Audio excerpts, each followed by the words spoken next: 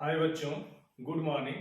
द्रास्तिचे myself B D Gupta. आज मैं आप लोगों को बताऊंगा बहुत ही प्यारा टॉपिक जो एक प्रैक्टिकल भी है।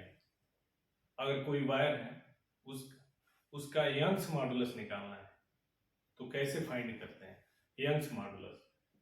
टॉपिक का नाम होगा to determine determination of Young's modulus of the material of a wire.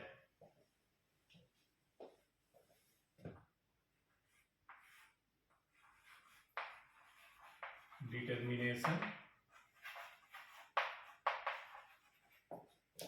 of Young's modulus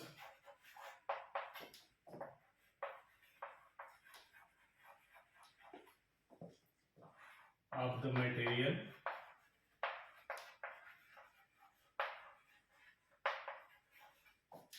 of a wire।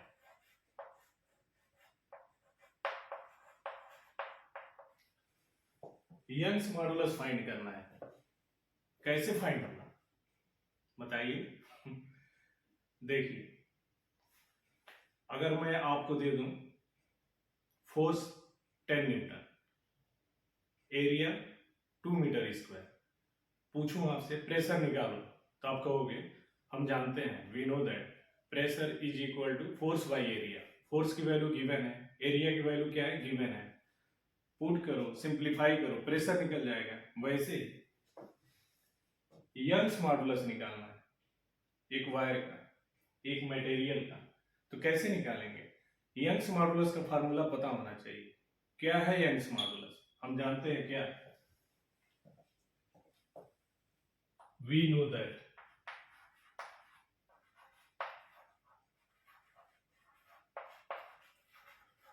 पिछले वीडियो में बताया हूं, उसी का हेल्प लेंगे यहां पे। We know that Young's modulus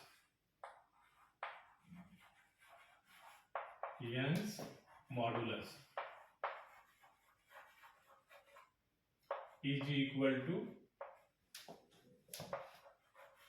longitudinal stress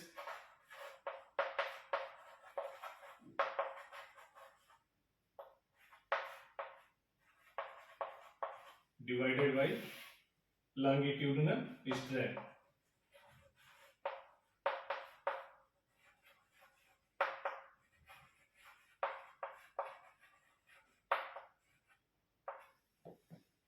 क्या होता है यंग्स मॉडुलस? लॉन्गिट्यूडिनल स्ट्रेस अपन लॉन्गिट्यूडिनल स्ट्रेन। अब लॉन्गिट्यूडिनल स्ट्रेस को बताया था पीछे स्टार्टिंग वाले वीडियो में। लॉन्गिट्यूडिनल स्ट्रेस बराबर क्या होता है, फोर्स बाय एरिया, और लॉन्गिट्यूडिनल स्ट्रेन क्या होगा, डेल्टा एल बाय एल। इनका वैल्यू पुट करो, इनका जो फार्मूला है रखो यहाँ पे। ये हो गया force by area, longitudinal stress divided by delta L upon L, longitudinal strain. इसको सिंप्लीफाई करेंगे, F into L divided by A into delta L. इसको लिख सकते हैं Y is equal to F into L divided by A into delta L. ये हो गया हमारा यंग्स मॉडुलस। ये बताया था पीछे की वीडियो में। फिर इसका हेल्प लेके तभी वायर का यंग्स मॉडुलस फाइंड करेंगे। तो हमने ये बताया यंग्स मॉडुलस बराबर लॉन्गिट्यूडिनल स्ट्रेस अपन लॉन्गिट्यूडिनल स्ट्रेन, और लॉन्गिट्यूडिनल स्ट्रेस के जगह पे कितना, फोर्स बाय एरिया, और लॉन्गिट्यूडिनल स्ट्रेन के जगह पे कितना, डेल्टा एल बाय एल। तो इसको सिंप्लीफाई करेंगे तो F into L divided by A into delta L, या यंग्स मॉडुलस को y से लिखते हैं। y बराबर क्या हो गया, F into L divided by A into delta L. अब कोई पूछता है, हम आपको वायर देते हैं, उसका बताओ यंग्स मॉडुलस कैसे निकालोगे? हम बोलते हैं बताएंगे। जैसे मान लिया हमने कि ये स्टील है, इसका हमें यंग्स मॉडुलस फाइंड करना है। तो हम क्या करेंगे, सबसे पहले क्या करेंगे होशियारी कि ये देखिए यहां से यहां कितनी लेंथ है मेजर कर लेंगे। ये प्रैक्टिकल है। ये देखिए यहां पे रखा, हमने मेजर कर लिया, इसकी लेंथ मेजर हो गई। इस फार्मूले से हमें लेंथ पता चल गया, जो आप वायर देंगे उसका हमने लेंथ मेजर कर लिया, लेंथ पता चल गया। अब आती एरिया, ये वायर है तो वायर की एरिया होगी, ठीक है। उसको कैसे मेजर करेंगे, तो स्क्रू गेज आता है। आप जब लैब में जाएंगे तो वहां देखेंगे स्क्रू गेज, वहां पे उसको क्या करेंगे, लाके यहाँ पे लगाएंगे और ऐसे ऐसे करके इसको घुमा घुमा के इसको नापते हैं, तो यहाँ पे इसकी डायमीटर निकल जाएगी, डायमीटर। तो स्क्रू गेज से क्या पता चल जाएगा, इसका डायमीटर। तो यहां से एरिया बराबर क्या होता है, एरिया पाई आर स्क्वायर होता है। आर रेडियस है, यहाँ पे हमने स्क्रू गेज से क्या किया, इसका डायमीटर पता कर लिया, डी। डी और आर में रिलेशन क्या होता है, डी बराबर 2r, और आर बराबर क्या हो जाएगा, d/2। तो यहाँ पे आर की जगह पे कितना रखोगे आप, d/2। तो यहाँ पे हम लिख सकते हैं पाई d/2, या स्क्वायर है तो स्क्वायर। तो यहां से एरिया पता चल गया इसका। वायर दिया, हमने क्या किया, तुरंत लेंथ नाप लिया, यहां से यहां तक लेंथ पता, इसकी एरिया स्क्रू गेज के हेल्प से डायमीटर नाप लिया, और यहां से आर बराबर, आर और रेडियस और डायमीटर में क्या रिलेशन है, डी बराबर 2r, ट्रांसपोज किया तो ये आर बराबर d/2 इसके जगह पे रख दिया। तो यहां से एरिया फाइंड हो गया। ये देखिए लेंथ इसकी मालूम, इसकी एरिया क्या होगी मालूम हो गई, यल मालूम, ए मालूम। अब क्या नहीं पता है, फोर्स और डेल्टा एल, ये कहां से आएगा, यही एक प्रैक्टिकल है, इसी को हम यहां निकालते हैं। कैसे आएगा देखिए,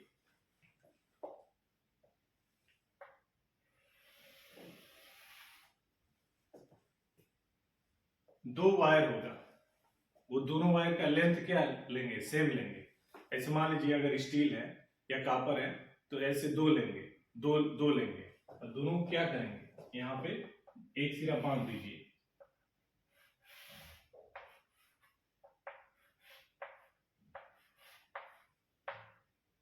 ये वायर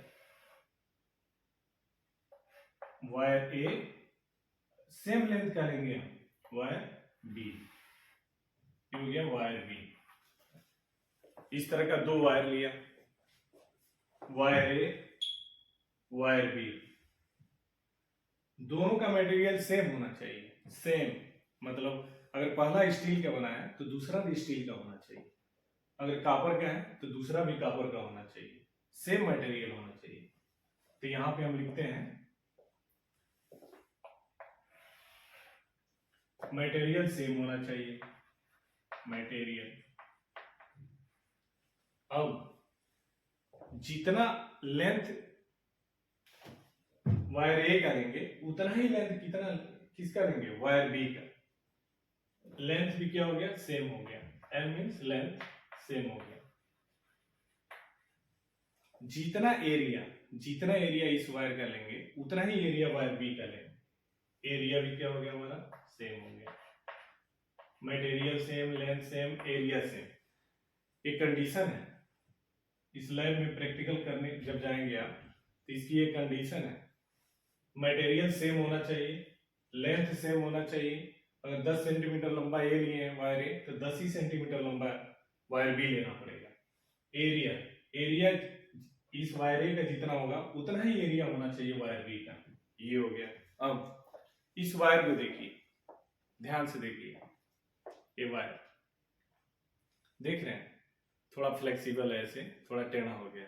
ये कब जब इसको थोड़ा सा स्ट्रेच करते हैं, नीचे हमने क्या किया, थोड़ा सा ऐसे मास सस्पेंड किया, लोड लगाया, तो वायर क्या हो गया, सीधा हो गया।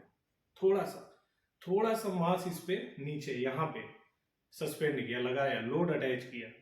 क्यों किया कि थोड़ा स्ट्रेच होके सीधा हो जाए, ऐसे सीधा हो जाए। प्रैक्टिकल करेंगे तो ऐसे टेढ़ा रहेगा। अगर वायर ऐसे टेढ़ा है, इसके नीचे लोड लगा देंगे, वेट लगा देंगे इसके नीचे, ये टाइट हो जाएगा, थोड़ा सा टाइट हो जाएगा। तो हम ये काम करते हैं, हम प्रैक्टिकल करते समय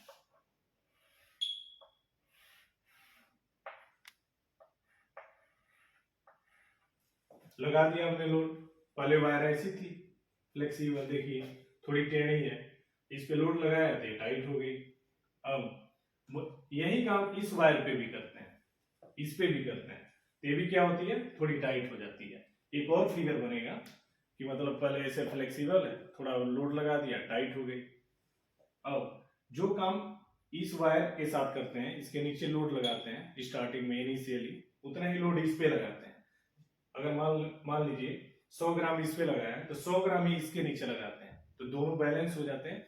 और क्या होता है, दोनों की लेंथ सेम रहती है, दोनों बराबर स्ट्रेच होके डाउन ऐसे डाउनवर्ड स्ट्रेच हो जाता है, ऐसे पूरा ऐसे हो जाएगा। पहले ऐसे था, अब ऐसे हो जाएगा। अब जितना लोड यहाँ पे लगाया इसको स्ट्रेच करने के लिए, उतना ही लोड इस पे लगा है। अब ये सीधी हो गई, जो फिगर में सीधी दिख रही है। अब क्या करते हैं, इस वायर के नीचे हमने सेम लोड लगाया। अब क्या करते हैं, वायर बी के नीचे लोड बढ़ाते हैं, मास और बढ़ाते हैं, एक्स्ट्रा मास लगाते हैं, एक्स्ट्रा मास। तब ये वायर खींचेगी नीचे की तरफ। इस पे नहीं लगाएंगे एक्स्ट्रा मास, इसको बोलते हैं, इस वायर को रिफरेंस वायर। क्या बोलेंगे, रिफरेंस वायर। ये हो गया reference wire, reference wire, R means reference wire. ये हो गया रिफरेंस वायर। जिसपे हम प्रैक्टिकल कर रहे हैं, प्रैक्टिकल करके देख रहे हैं, ऑब्जर्व कर रहे हैं, उसको बोलते हैं एक्सपेरिमेंटल वायर। एक्सपेरिमेंटल वायर, ये हो गया एक्सपेरिमेंटल।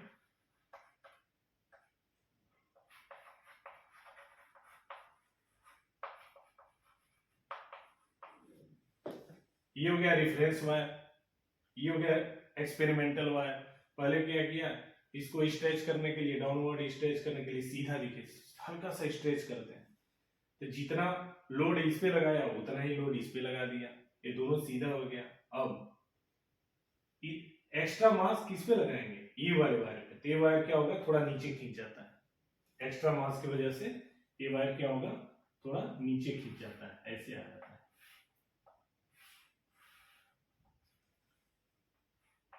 ये तो हो गया बैलेंस करने वाला, जो इस पे लगाया उतना ही इस पे लगाया। एक्स्ट्रा मान लीजिए ये लगा दिया, ये हो गया एक्स्ट्रा। ये दोनों एक्स्ट्रा की वजह से क्या होता है, वायर नीचे की तरफ खींचता है। अब ये पूछा जाता है, अगर वायर नीचे की तरफ खींच रही है तो इसको कैसे मेजर करोगे, कैसे कैलकुलेट करोगे। तो हम ये बोलते हैं, जो रिफरेंस वायर है उसमें क्या लगा दीजिए, मीटर स्केल लगा दीजिए। यहां पे मीटर स्केल लगा दीजिए।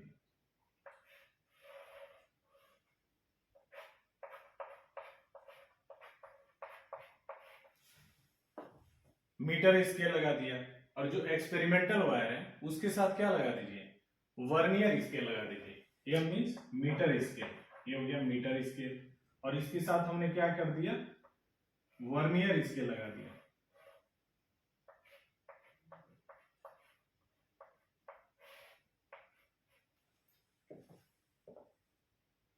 रिफरेंस वायर के साथ क्या लगाया हमने, मीटर स्केल। और जो एक्सपेरिमेंटल वायर है जिस पे एक्सपेरिमेंट कर रहे हैं उसके लिए क्या लगा दिया हमने, वर्नियर स्केल लगा दिया। ये हो गया vernier scale, V vernier scale. ये दोनों मिलकर क्या नापते हैं, देखिए जैसे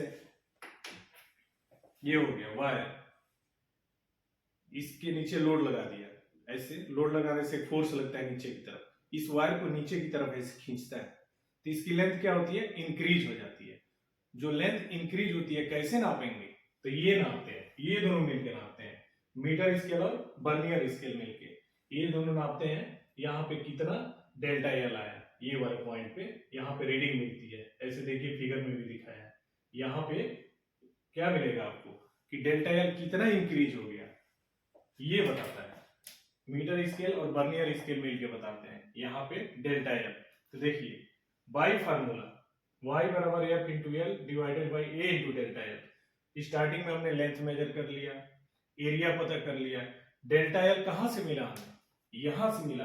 ये मीटर स्केल और वर्नियर स्केल बताए, कब बताए, जैसे इस पे एक्स्ट्रा मास ये और ये किनारे वाला इस पे ऐड किया, लगाया, उसकी वजह से क्या हो गया, नीचे की तरफ खींचता है ये वाला वायर, ये वायर भी नीचे की तरफ आता है। उस समय इसका लेंथ इंक्रीज होता है, जिसको डेल्टा एल यहाँ पे डेल्टा एल बोलेंगे। वो डेल्टा एल यहां से आ जाएगा, यहां की रीडिंग से आएगा। तो देखिए एल मालूम, ये मालूम, डेल्टा एल मालूम, अब क्या नहीं मालूम, एक चीज और मालूम हो जाए एफ, तो हम इसको सिंप्लीफाई कर सकते हैं। एफ मालूम है, एल मालूम है, ए मालूम, डेल्टा एल मालूम, तो हो गया। सिंप्लीफाई करना है, मैथमेटिकल मल्टीप्लिकेशन है और डिवाइडेशन है, उसके बाद यंग्स मॉडुलस मिल जाएगा। तो हमें एल मालूम, ए मालूम, और यहां से डेल्टा एल मालूम, फिजिकल क्वांटिटी ये मालूम, ये मालूम, ये मालूम, इसको पता करना है। कैसे पता चलेगा? देखिए फोर्स, ये वाला देखिए फिगर में, ये वाला मास और बीच वाला मास, इसको स्ट्रेच करने के लिए लगाया, ठीक है। अब एक्स्ट्रा मास ये लगाया और ये लगाया, एक्स्ट्रा मास की वजह से नीचे ग्रेविटेशनल का फोर्स लगेगा, ये फोर्स काम करता है नीचे की तरफ। उस फोर्स की वैल्यू कितनी होती है? यम इंटू जी। ये जो मास है, एक्स्ट्रा मास, यम बोले, अगर यम ले लें, M acceleration due to gravity G, M into G, इसको क्या बोलते हैं? एफ बोलते हैं, एफ। यहां से मिल गया हमारा एफ बराबर एम इंटू जी। एफ कहां से आया? ये जो एक्स्ट्रा मास है, तो एक्स्ट्रा मास को हमने मास का पहला लेटर एम होता है, M acceleration due to gravity G, M into G, इसको कहते हैं एफ। अब एफ के जगह पे, यहां पे इसका मान उठा के रख दो, एम जी का, यहाँ पे एफ है, एफ के जगह पे क्या रखेंगे हम? M G. देखिए मैं ये कर रहा हूं, ये एक्स्ट्रा मास हो गया, ये और ये एक्स्ट्रा मास की वजह से नीचे एक फोर्स लगता है, जिसको कैपिटल लेटर का एफ बोलना है। ये किसके बराबर होगा? ये extra mass into acceleration due to gravity, M into G. तो एफ के जगह पे कितना है? M into G. तो इस एफ के जगह पे एम इंटू जी है, तो यहाँ पे एफ के जगह पे क्या रख दीजिए? M into G. तो यहां से हमारा नया इक्वेशन क्या बन जाएगा?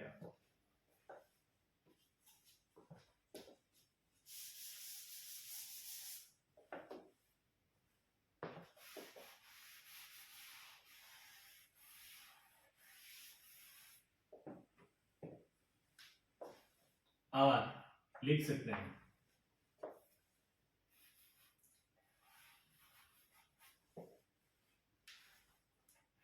y is equal to F के जगह पे एम जी, तो हो जाएगा एम जी, एल के जगह पे एल रहने दीजिए, डिवाइडेड बाई ए के जगह पे ए, डेल्टा एल के जगह पे डेल्टा एल।